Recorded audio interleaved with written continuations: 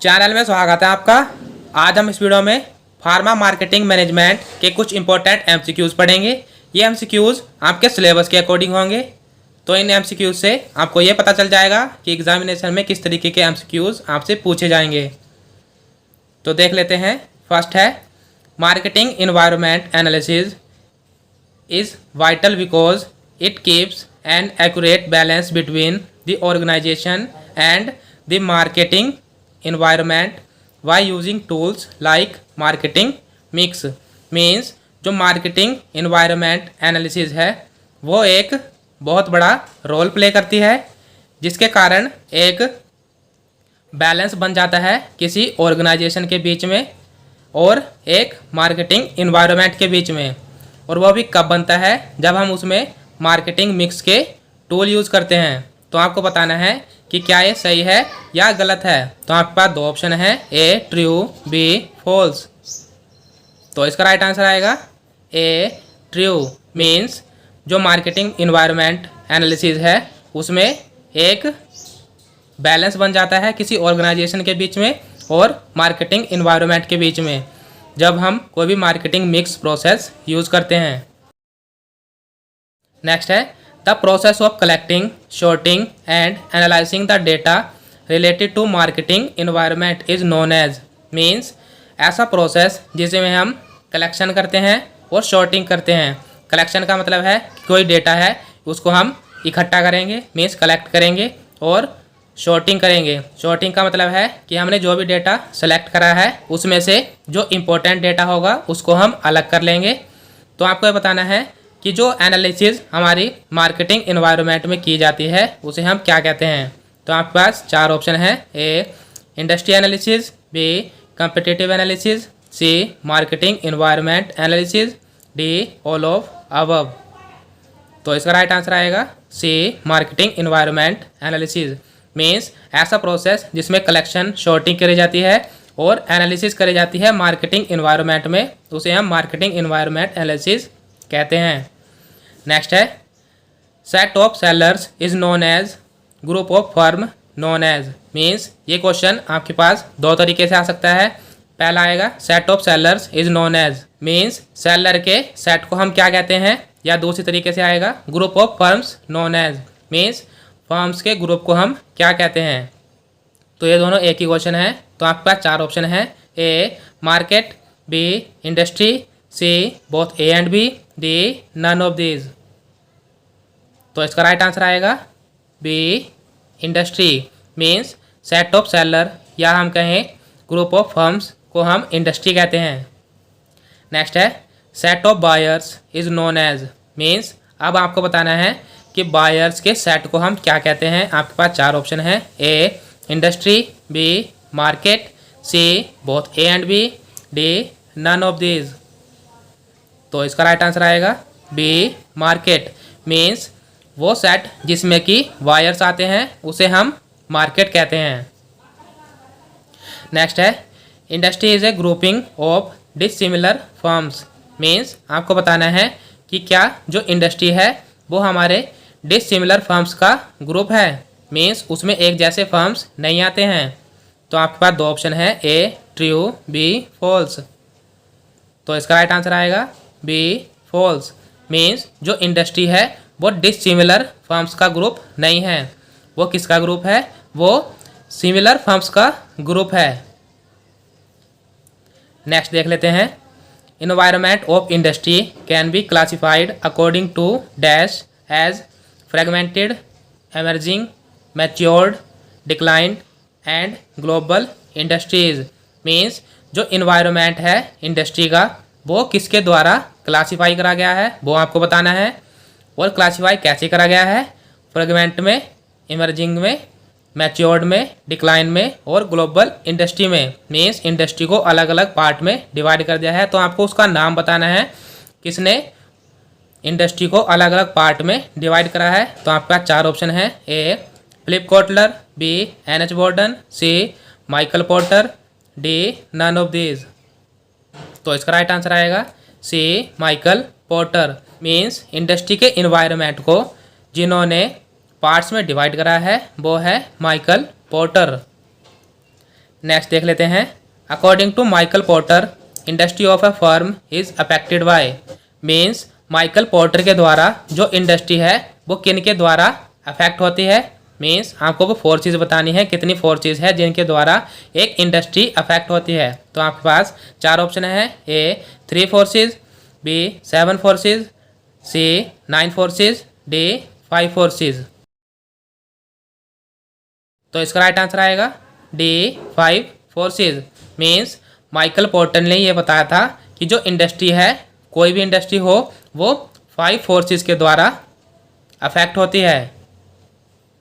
तो हम आगे देख लेते हैं। तो नेक्स्ट है कंपटीशन अकर्स बिटवीन, मीन्स जो कंपटीशन है किन किन के बीच में उत्पन्न होता है वो आपको बताना है। A similar firms, B dissimilar firms, C both A and B, D none of these. तो इसका राइट आंसर आएगा ए सिमिलर फर्म्स। मीन्स जो कंपटीशन है वो हमारा सिमिलर फर्म्स में उत्पन्न होता है। सिमिलर फर्म्स में क्यों उत्पन्न होगा? जैसे एक कंपनी है वो पेन किलर बना रही है और दूसरी कंपनी है वो भी पेन किलर बना रही है, तो इनमें से किसकी ज़्यादा सेल होगी? मीन्स ये 2 अलग अलग इंडस्ट्री है, तो इनमें से किसकी ज़्यादा सेल होगी, तो इन दोनों के बीच में ये कंपटीशन रहता है। मीन्स इनका जो फर्म है वो सेम ही है, क्या है वो? पेन किलर को बनाना। तो इसलिए इनके बीच में कंपटीशन रहता है कि किसका सबसे ज़्यादा माल मार्केट में बिकेगा। तो इसलिए इसका राइट आंसर आएगा सिमिलर फर्म्स। नेक्स्ट देख लेते हैं। According to Porter 5 forces are, means ये कोई MCQs नहीं है, ये एक आपके लिए इम्पोर्टेंट लाइन है। मीन्स इस पर किसी भी टाइप से क्वेश्चन आपको आ सकता है, इसलिए मैंने जो 5 फोर्सेस हैं उनके नाम यहाँ पर लिख दिए हैं। आप इनको लिख लेना कहीं पर, जिससे कि आपको ये याद रहें, या आप इसका स्क्रीनशॉट भी ले सकते हैं। तो ये 5 फोर्सेस देख लेते हैं कौन कौन सी होती है। फर्स्ट है रिवेलरी इनसाइड इंडस्ट्री, सेकंड है थ्रेट ऑफ सब्स्टिट्यूट, थर्ड है bargaining power of buyer, fourth है bargaining power of suppliers, fifth है threat of new entrants. Means जो हमारे पोर्टर कौन से? माइकल पोर्टर ने जो 5 फोर्सेस दी थी वो 5 फोर्सेस ये वाली हैं जिनसे कोई भी एक इंडस्ट्री है वो अफेक्ट होती है। तो इनको अच्छे से आप देख लेना। हम नेक्स्ट क्वेश्चन को देख लेते हैं। नेक्स्ट क्वेश्चन है as the number of players increase in an industry the intensity of competition also rise और डाउन। मीन्स अगर किसी भी इंडस्ट्री में प्लेयर्स का नंबर बढ़ जाता है तो आपको ये बताना है कि जो कंपटीशन है वो राइज होता है, मीन्स बढ़ता है, या डाउन होता है, मीन्स घटता है। तो आपके पास 4 ऑप्शन है। A rises, B down, C not define, D none of these. तो इसका राइट आंसर आएगा ए राइजेज। मीन्स अगर प्लेयर्स बढ़ जाएंगे तो कंपटीशन भी बढ़ जाएगा, इसलिए इसका राइट आंसर आएगा ए राइजेज। तो नेक्स्ट देख लेते हैं। नेक्स्ट है the substitute can be defined as the product of other industries that have the ability to satisfy. Means आपको बताना है कि जो सब्स्टिट्यूट है उसको हम कैसे डिफाइन करते हैं। मीन्स वो एक ऐसा प्रोडक्ट है जो दूसरी इंडस्ट्री से बनता है और उसके अंदर एक ऐसी एबिलिटी होती है जिससे वो सेटिस्फाई कर देता है। तो सेटिस्फाई क्या कर देता है वो आपको बताना है। आपके पास 4 ऑप्शन है। A dissimilar needs, B similar needs, C both A and B, D none of these. तो इसका राइट आंसर आएगा बी सिमिलर नीड्स। मीन्स जो सब्स्टिट्यूट होता है उसको हम कैसे डिफाइन करते हैं कि वो एक ऐसा प्रोडक्ट है जो कि दूसरी इंडस्ट्री से बनाया जाता है और उसमें एक ऐसी एबिलिटी होती है जिससे कि जो कस्टमर है उनकी सिमिलर नीड्स सेटिस्फाई हो जाती है। मीन्स अब आपको इसका एक छोटा सा एग्जांपल देता हूँ कि जैसे कॉफ़ी है और एक चाय है, हम उन दोनों को एक ही जैसा मानते हैं। मीन्स सुबह हम नाश्ते में कॉफ़ी भी लेते हैं और चाय भी लेते हैं, तो वो सब्स्टिट्यूट हैं एक दूसरे के। मीन्स उनके अंदर दोनों के कैफीन पाया जाता है, तो वो एक दूसरे के लिए क्या माने जाएंगे? वो सब्स्टिट्यूट माने जाएंगे।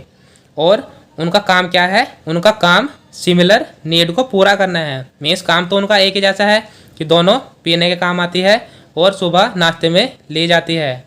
तो इसलिए इस क्वेश्चन का राइट आंसर आएगा सिमिलर नीड्स। तो नेक्स्ट देख लेते हैं। अ क्लोज सब्स्टिट्यूट में act as a negative competitive force in the market. Means जैसे कोई क्लोज सब्स्टिट्यूट है तो वो एक नेगेटिव कंपिटेटिव फोर्स की तरह वर्क करता है एक मार्केट में। तो आपको बताना है कि क्या ये सही है या गलत है। आपके पास दो ऑप्शन है, ए ट्रू, बी फॉल्स। तो इसका राइट आंसर आएगा ए ट्रू। मीन्स अगर क्लोज सब्स्टिट्यूट होगा तो वो नेगेटिव कंपटीशन बना देगा किसी भी मार्केट में। नेक्स्ट है, when there are many producers and there is a single customer in a market then the situation is called as. Means अगर बहुत सारे प्रोड्यूसर हैं जो कि प्रोडक्ट को बना रहे हैं और उसमें सिर्फ एक सिंगल कस्टमर है मार्केट में जो सामान को खरीद रहा है, तो उस सिचुएशन को हम क्या कहेंगे वो आपको बताना है। आपके पास चार ऑप्शन है, A multipsony, B bipsony, C monopsony, D none of these. तो यहाँ पर सिंगल कस्टमर है तो सिंगल के लिए वर्ड कौन सा यूज होता है, मोनो वर्ड यूज होता है, इसलिए इसका राइट आंसर आएगा सी मोनोप्सोनी। तो हम आगे देख लेते हैं। तो नेक्स्ट है, the suppliers have dash bargaining power when they are few in numbers. Means जो सप्लायर्स होते हैं उनके पास कैसी बार्गेनिंग पावर होती है। बार्गेनिंग पावर का मतलब है कि सौदेबाजी की क्षमता। When they are few in number means जब वो कम होते हैं नंबर में। तो आपके पास चार ऑप्शन है, A lesser, B higher, C no, D not define. तो इसका राइट आंसर आएगा बी हायर। मीन्स जो सप्लायर्स होते हैं उनके पास हायर बार्गेनिंग पावर होती है जब वो कम होते हैं नंबर्स में।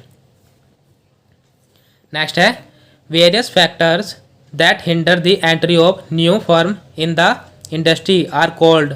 मीन्स वो फैक्टर आपको बताने हैं जो कि चेंज कर देते हैं एंट्री को। मीन्स बदलाव कर देते हैं एंट्री में किसी न्यू फर्म की किसी इंडस्ट्री में। मीन्स जैसे कोई नई चीज़ बनती है तो वो इंडस्ट्री में ना आए तो उसे हम क्या कहेंगे। तो आपके पास चार ऑप्शन है, A no way to entry, B barrier to entry, C both A and B, D none of these.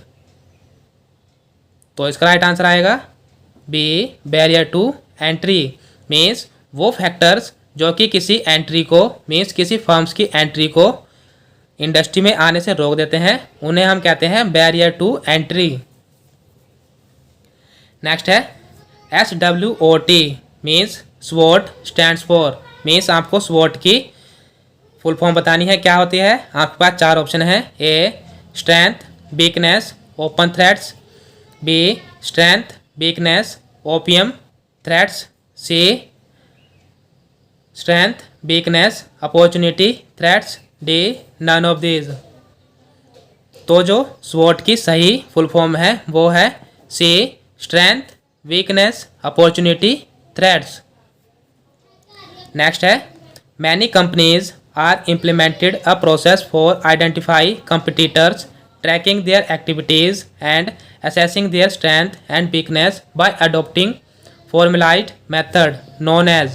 Means बहुत सी कंपनियां ऐसी हैं जो कि ऐसे प्रोसेस को यूज़ करती हैं जिससे कि वो कंपिटिटर्स को आइडेंटिफाई कर लेती हैं। कंपिटिटर का मतलब है कि किसके साथ उनका कंपटीशन है वो देख लेती हैं। और ट्रैकिंग देयर एक्टिविटीज़ मीन्स उनकी एक्टिविटीज़ को भी ट्रैक कर लेती हैं।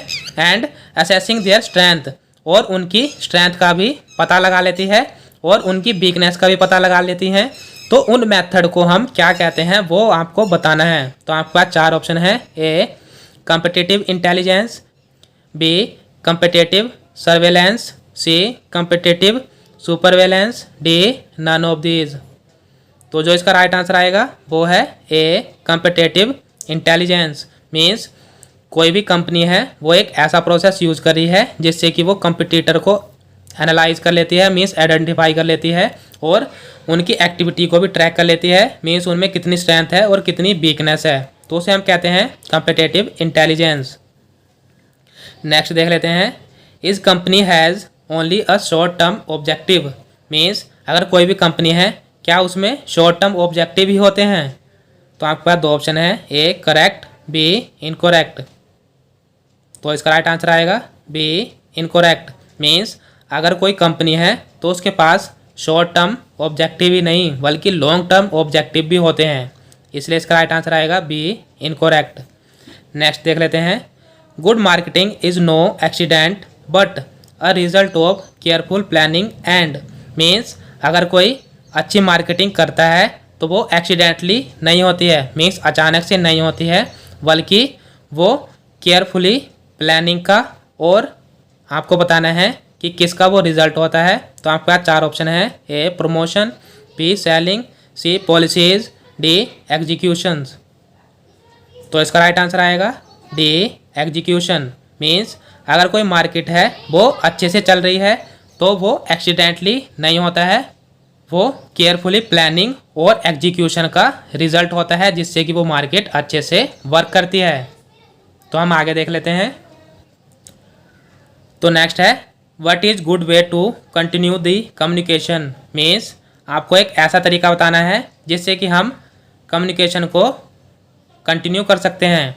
तो आपके पास चार ऑप्शन है, A make good eye contact, B active listening, C ask question, D do not interrupt. तो इसका राइट आंसर आएगा सी आस्क क्वेश्चन, मीन्स अगर हमें किसी से भी कम्युनिकेशन को स्टार्ट करना है तो हम कैसे स्टार्ट करेंगे, हम उससे क्वेश्चन पूछ देंगे, मीन्स हम उससे बोलेंगे कि आपका नाम क्या है, तो वो अपने आप ही उसका रिप्लाई देना स्टार्ट कर देगा। तो इसलिए इसका राइट आंसर आएगा ए आस्क क्वेश्चन, मीन्स ये एक ऐसा तरीका है जिससे कम्युनिकेशन स्टार्ट हो जाती है। नेक्स्ट है, गैंग प्लांक मीन्स आपको गैंग प्लांक का मतलब बताना है क्या होता है। आपके पास चार ऑप्शन है, A direct contact, B contact not allowed, C appointment before contact, D indirect contact. तो जो गैंग प्लांक का मतलब होता है वो है डायरेक्ट कॉन्टैक्ट। नेक्स्ट है, non financial incentives have many things to do with, means जो नॉन फाइनेंशियल इंसेंटिव्स होते हैं वो किसके द्वारा चलते हैं। आपके पास चार ऑप्शन है, ए डायरेक्टिंग, बी मोटिवेशन, सी प्लानिंग, डी ऑर्गेनाइजिंग। तो इस क्वेश्चन का आंसर आपको कमेंट बॉक्स में देना है कि इस क्वेश्चन का आंसर क्या आएगा। तो हम नेक्स्ट देख लेते हैं, what is the term used when you are listening to learn, means आप उस टर्म को क्या कहोगे जब आप कुछ पढ़ने के लिए सुनते हो। तो आपके पास चार ऑप्शन है, A critical listening, B informational listening, C focused listening, D empathetic listening. तो इसका राइट आंसर आएगा बी इंफॉर्मेशनल लिसनिंग, मीन्स ऐसी टर्म जो कि आप किसी को लर्न करने के लिए लिसन करते हो, मीन्स पढ़ने के लिए सुनते हो, उसे हम कहते हैं इंफॉर्मेशनल लिसनिंग, मीन्स आप उसको बहुत ध्यान से सुनते हो। नेक्स्ट है, मैनेजमेंट इज़, मीन्स आपको बताना है कि जो मैनेजमेंट है वो क्या होता है। आपके पास चार ऑप्शन है, A an art, B a science, C both A and B, D neither an art nor a science. तो इसका राइट आंसर आएगा C both A and B, means जो मैनेजमेंट होता है वो एक आर्ट भी है और एक साइंस भी है। नेक्स्ट है, who is known as the father of management, means आपको मैनेजमेंट के फादर को बताना है कौन है। आपके पास चार ऑप्शन है, A Alfred Marshall, B Matthew Boulton, C F W. Taylor, D Henry Gantt. तो इसका राइट आंसर आएगा सी एफ.डब्ल्यू. टेलर, मीन्स जो मैनेजमेंट के फादर हैं वो एफ.डब्ल्यू. टेलर हैं। तो ये थे कुछ important MCQs pharma marketing management के। तो आज के लिए बस इतना ही। आशा करता हूँ कि आपको वीडियो अच्छी लगी होगी। अगर आपको वीडियो अच्छी लगी है तो लाइक और कमेंट करके ज़रूर बताना, और आपसे एक छोटी सी रिक्वेस्ट है, अगर आप हमारे चैनल पे नए हैं तो चैनल को सब्सक्राइब कर दीजिए, जिससे कि आपको हमारी वीडियोज़ मिलती रहे। Thank you for watching.